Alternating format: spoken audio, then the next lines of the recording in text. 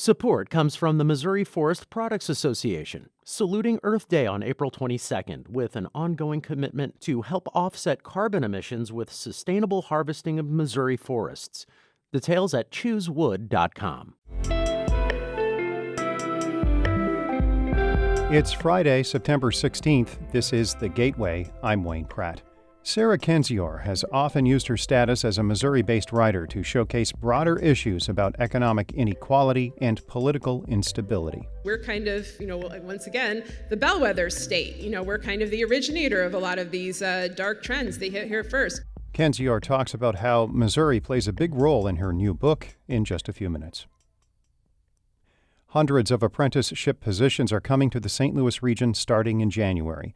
The Madison County Employment and Training Center and other local workforce boards have received a nearly $6 million federal grant to operate employment training and education programs for 4 years.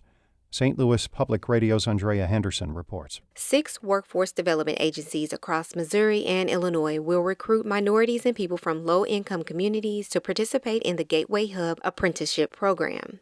It aims to help people gain skills in bioscience, healthcare, or education. Greg Laposa is Workforce Development Director for St. Louis County. He says the program can help solve labor shortages and improve economic opportunities for people in high-poverty areas. The hopes are really that we really make a dent in addressing those regional racial disparities in workforce development and employment outcomes. Local hospitals, universities, and community organizations will help provide workforce training. I'm Andrea Henderson, St. Louis Public Radio.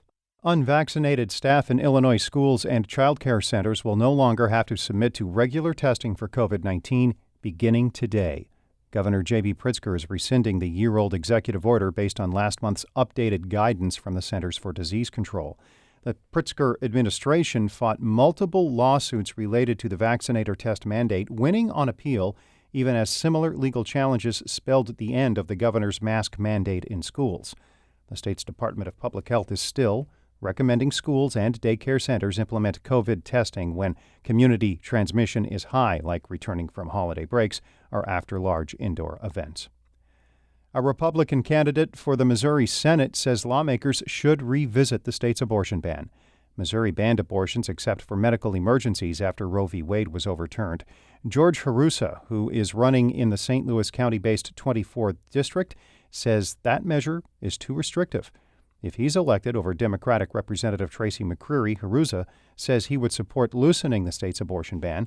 That includes allowing for abortions for people pregnant because of rape or incest. We do need to look at having exceptions for mother's health, not just a medical emergency, but mother's health. Harusa was a guest on Politically Speaking, and that episode is at stlpr.org.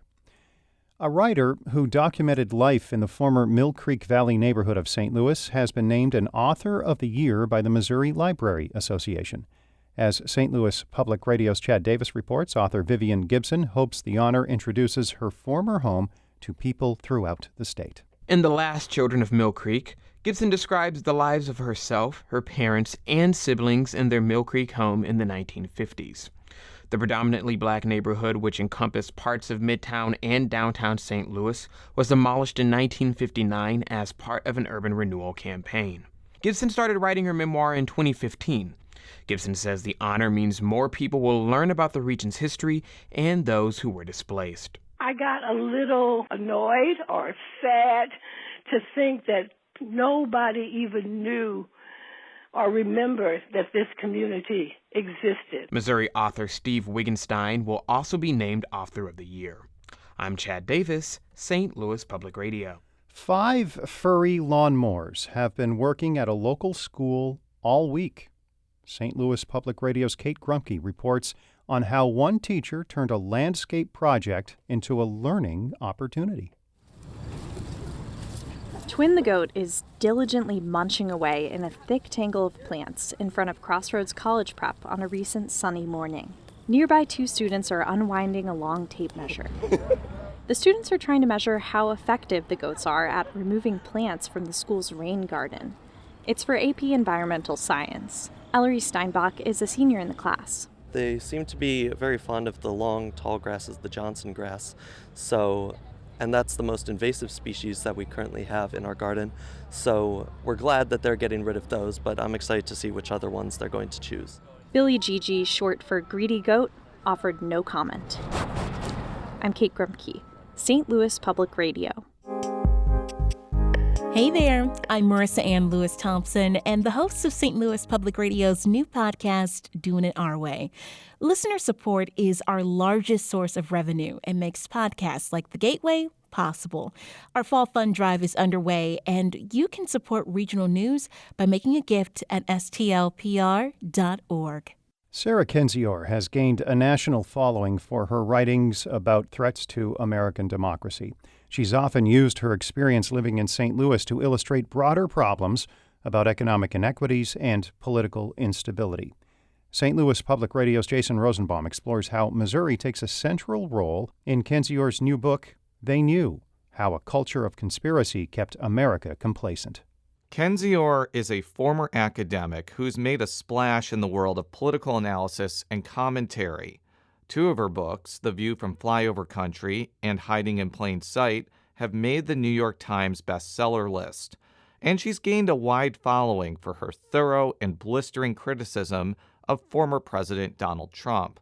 But during a Left Bank Books event earlier this week at the Ethical Society, Kendzior emphasized that she wanted to delve beyond Trump in her new book, They Knew. But basically at that point, I was sick of one thing, obviously, which is COVID. I was also very sick of writing about Donald Trump after Hiding in Plain Sight. And so I kind of thought, I'm going to write about him without writing about him and then try to encapsulate these broader themes because he's not new. As I said many times, he was a culmination, not an aberration, and he's going to have successors, and he had predecessors as well. While Trump does factor into They Knew, the book dives into how conspiracies have often defined American governance and popular culture. And one of the broader themes of the book is that people should be skeptical of authority figures and should avoid building cults of personalities around governmental officials or politicians. I think there are people out there that are dedicated public servants doing a very good job. We often don't know their names. We obviously saw so many people rising to the occasion during the pandemic, putting their lives on the line. We often don't know their names either. These sort of personality cults, though, that have risen around political officials or even FBI directors and medical officials, I think they're dangerous. In addition to exploring topics like the rise of QAnon and climate change, They Knew often touches on Kendzior's life and experiences living in Missouri. She's often used St. Louis as a springboard to make broader points about economic decline and political instability. A lot of folks sometimes are surprised that I live here and surprised that I live here voluntarily because I write about politics on a national level, and there's this pressure on writers to move to New York or DC or LA or whatever, some big city on the coast, because then you've made it, you matter. Kendzior says it's important for her to remain in Missouri. This has been historically the place where the national character is born, not just in politics through being the bellwether state, but look at our great pop culture influences. Look at Mark Twain or Walt Disney or Chuck Berry, these incredibly seminal figures who invent whole genres. They came out of Missouri. This is kind of where the idea of America was born. One of the ideas about Missouri that Kendzior strongly pushes back on is that it's a deep red state that deserves the policies that come out of state government.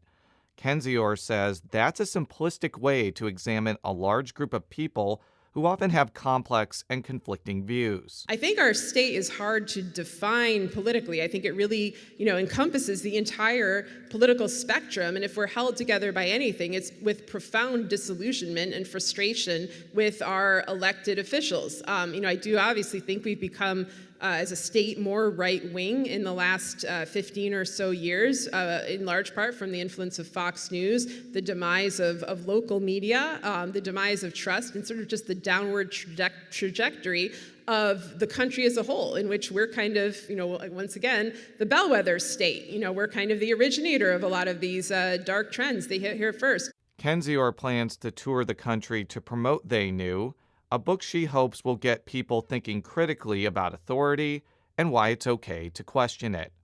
I'm Jason Rosenbaum, St. Louis Public Radio.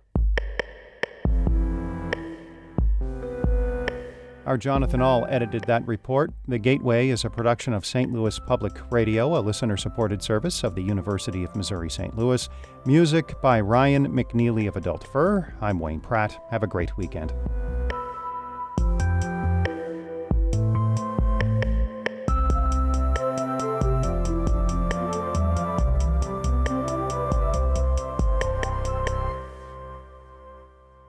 Support comes from the Missouri Forest Products Association, saluting Earth Day on April 22nd with an ongoing commitment to help offset carbon emissions with sustainable harvesting of Missouri forests.